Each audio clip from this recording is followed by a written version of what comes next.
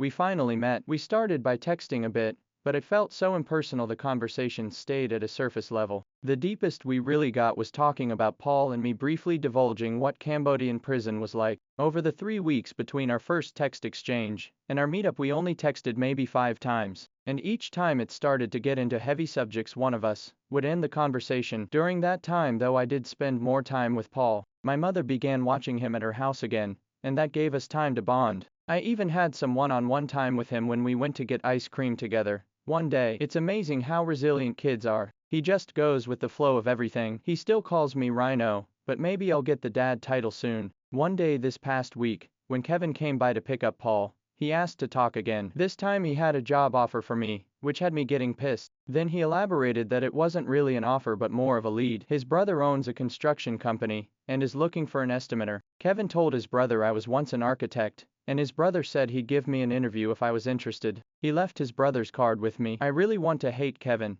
but he does actually seem to be a genuinely nice person, which also pisses me off. His self-deprecating sense of humor grows on you fast, and this is just in 5-10 minute interactions with him. But at the same time, fuck that guy. I talked to Emily via text this past Friday. We agreed to meet the next day for lunch. I suggested this Italian place that had been our place, but she got a little upset about this and I thought she was going to cancel. Instead we pivoted to Applebee's. Seeing her in person I can't even describe. She was just as beautiful as ever. The hello hug caused a shiver through my spine. I didn't want to let go, and may have lingered for just a second, but also didn't want to make it weird. We exchanged pleasantries and small talk through the ordering, and at that point the conversation took the first serious turn since my return, and it stayed that way for the next hours we talked. She told me how hard it was to deal with my death. She was pregnant and grieving, and a lot of days didn't want to carry on. It hurt so bad to listen to what she was going through. She told me she felt so alone anytime she was in our apartment that she spent most nights staying at her parents' or mine. She kept hoping that every time the phone rang it would be someone with news about me, and then began to hope it wasn't, because as time went on it became more likely that it would be a call that they found my body. She told me about how great my parents, and to a lesser degree my siblings, had been to her. My sil and her even had slightly overlapping pregnancies, so it was fun to have someone to talk to about it. It was after Paul's first birthday that my parents, of all people, talked to her about getting back out there. She admitted she was really only spending time with her parents, my parents, or my sil and by extension my brother. She said she even fell off hanging out with her best friend. Emily told me it was fear. She never wanted to be away from Paul. If I could disappear in an instant, then that means anyone could. She wouldn't be able to live without him. After this intervention, she realized she was living like a widow, and not a 25-year-old woman. She began hanging out with her friends again, let others watch Paul occasionally so she could go out. It was 2 months into her attempts at living life that she ran into Kevin. They were in a Starbucks. She was fumbling trying to get her phone out while holding Paul, when suddenly this tall handsome fucker,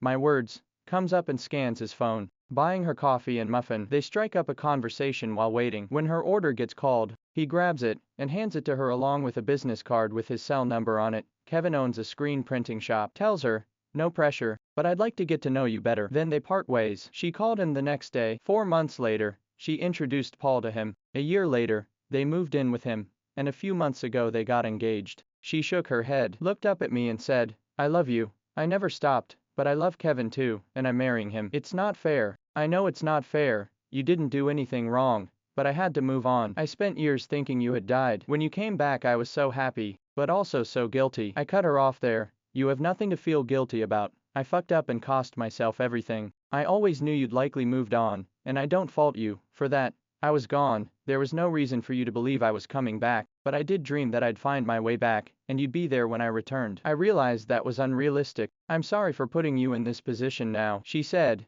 it's okay. I knew this was coming eventually. We just kind of stopped talking at that point. Sat there just drinking our drinks. After a few minutes, that seemed like eternity, she said, how do you want to move forward when it comes to Paul? I told her, I love him already, and want to be in his life. She replied, I'm so happy for that. I always told him about you. I didn't want him to think he was abandoned. I said, he is the one bright spot in this whole situation. From there she told me that Kevin had planned to adopt him once they were married, but wouldn't now that I have returned. I am listed on the birth certificate as the father, although I think I'll meet with a lawyer just to make sure everything is in place from a legal standpoint. We made some plans to meet together later in the week with Paul. Let him have fun with all of his parents at the same time. She also encouraged me to do more one-on-ones with him. At the end we hugged one more time and parted ways. When I got back to my parents' house, and in my room, I broke down. The finality of it all was just too much. After I recovered, I decided I was not going to wallow in my grief anymore. I needed to swallow some pride